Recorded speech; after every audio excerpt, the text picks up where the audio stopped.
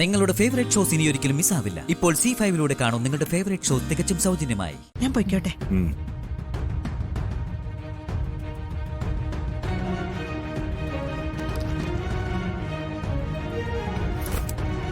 ജയേഷ് വരാൻ കുറച്ച് താമസിച്ചു പോയി. ഓ, ഇതാണ് ആദിയുടെ പഴയ കാമുകി അശ്വതിയുടെ അമ്മ.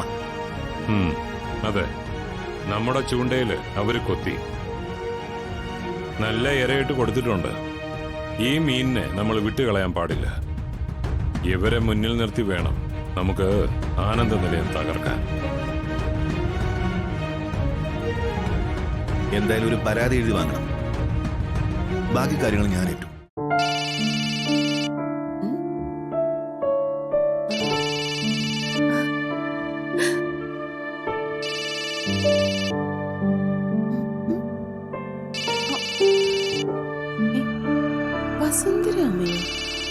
അച്ഛാ, ഫോൺ. ആരാ മോളെ? ആനന്ദ നിലയത്തിൽ നിന്ന് വസുന്ധരാമയാ. മോളെ കുറിച്ച് എന്തോ കുറ്റം പറയാനാ. എന്താന്ന് വെച്ചാ കൈയോടെ വാങ്ങിച്ചാട്ടെ. ഞാൻ ലൗഡ് സ്പീക്കർ ഇടാം, എല്ലാവർക്കും കേക്കാലോ. കേട്ടോ? ഹലോ, ഞാൻ വസുന്ധരയാ. മനസ്സിലായി വസുന്ധരാമേ. ഒരു സന്തോഷ വാർത്ത അറിയിക്കാനാ ഞാൻ വിളിച്ചത്. എന്താ വസുന്ധരാമേ? 15-ാം തീയതി ഈ വീട്ടിലൊരു വിശേഷം നടക്കുക. വിശേഷോ? എന്ത് വിശേഷം? ശ്യാമയുടെയും അഖിയുടെയും വിവാഹം.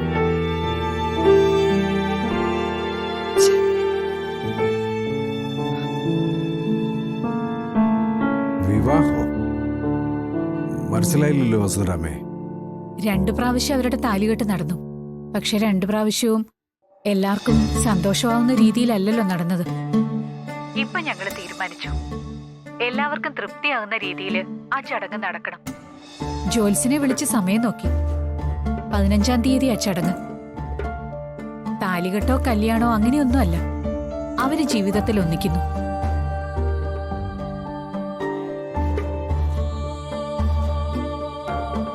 തമിഴ്നാട്ടിലൊക്കെ ശാന്തി മുഹൂർത്തം എന്ന് പറയില്ലേ, അതുപോലൊരു ചടങ്ങ്. ശ്യാമയെ ഞങ്ങൾ അംഗീകരിക്കുന്ന ചടങ്ങെന്നും പറയാം.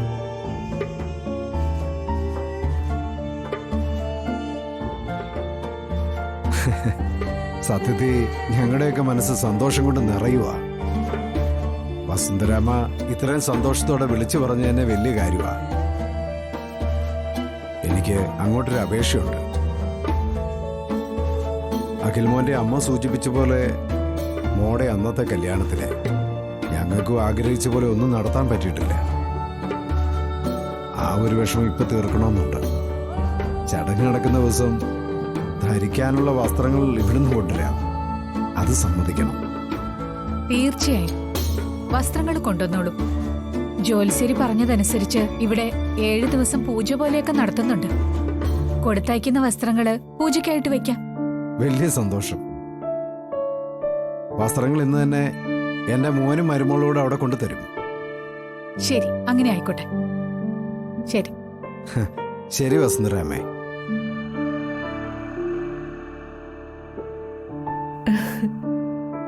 കേട്ടോ, ഒന്നും എനിക്ക് വിശ്വസിക്കാൻ പറ്റുന്നില്ല. നമ്മുടെ ജീവിതത്തിൽ സന്തോഷം വന്നു തുടങ്ങുക.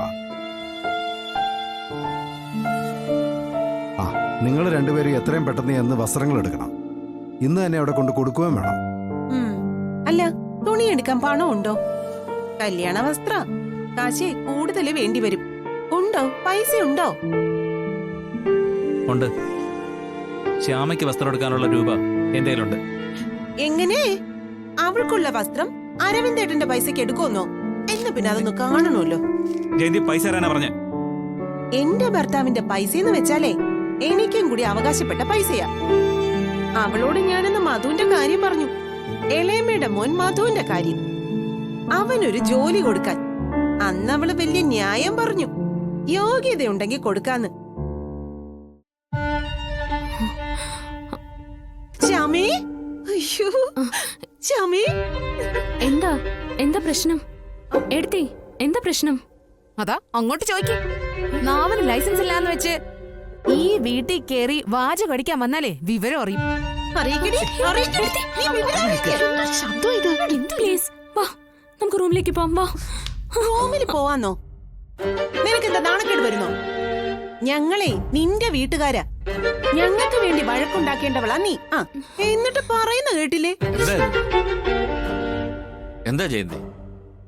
എന്താ എന്താ പ്രശ്നം? എന്താ പ്രശ്നം? എന്താ മോളെ? എന്റെ അമ്മേ, ബെല്ല് കേട്ട് കഥക തുറന്ന് എന്താണെന്ന് ചോദിച്ചു. എന്താന്നോ? എന്തിനാ വന്നേന്നാ ചോദിച്ചേ?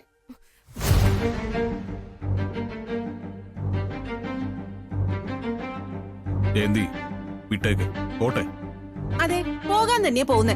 എടുത്തി ഇവിടെ അട്ടിപ്പേര് എടുത്തി അട്ടിപ്പേര് കിടക്കാൻ വന്നതല്ല ഞങ്ങള്.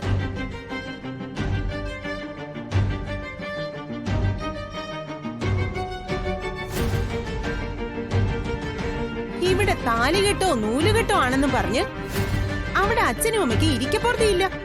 എടുത്തി പ്ലീസ് ഒന്ന് നിർത്തൂ പ്ലീസ്. പറയാനുള്ളത് പറഞ്ഞിട്ടേ ഈ ജയന്തി നിർത്തൂ.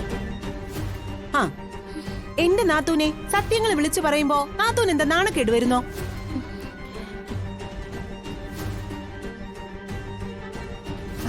കേട്ടോ വർമ്മ സാറേ, അവിടെ ഇവളുടെ അമ്മയുടെ കയ്യിലെ വള വിറ്റിട്ടാ ഈ തുണിയും 1 ഗ്രാമിന്റെ ഈ രൂപവും വാങ്ങിയത്.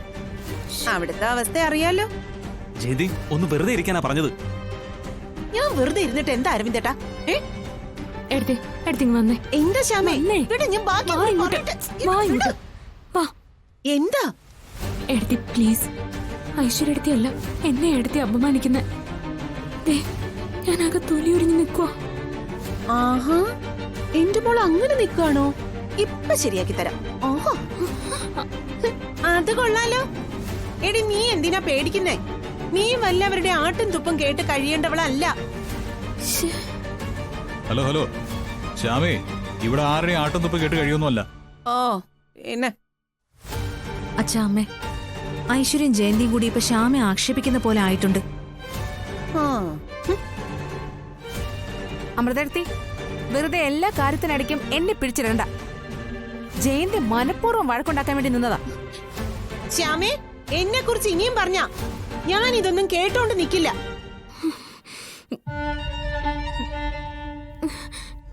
എടുത്തി പ്ലീസ് ഒന്ന് നിർത്താമോ? എടുത്തി എന്റെ ചടങ്ങിന്റെ കാര്യമായിട്ടല്ലേ എടുത്തി വന്നിരിക്കുന്നേ. ഏട്ടാ നമുക്ക് റൂമിൽ പോയി സംസാരിക്കാം. വാ വാ. നീ ഇങ്ങനെ പേടിക്കാതെ ശ്യാമേ, നീ ധൈര്യമായിട്ടിരിക്കും ശ്യാമേ. പറയേണ്ടത് പറയേണ്ട സമയത്ത് തന്നെ പറയണം. ശരി, ഞാൻ പറയേണ്ടത് പറയാം. എടുത്തി ആവശ്യമില്ലാതെ ഇനി ഇവിടെ സംസാരിക്കരുത്. അതാ എനിക്ക് പറയാനുള്ളത്. എന്താ നീ പറഞ്ഞേ? എടി നിന്റെ ഏട്ടനായി നിൽക്കുന്നേ. അതെ, ഏട്ടനും കൂടി വേണ്ടി തന്നെയാ ഞാൻ പറയുന്നത്. അച്ഛനും അമ്മ ഇവിടെ നിൽക്കുന്നു, ഇവിടെ ഉള്ള ബാക്കി എല്ലാവരും ഇവിടെ ഉണ്ട്.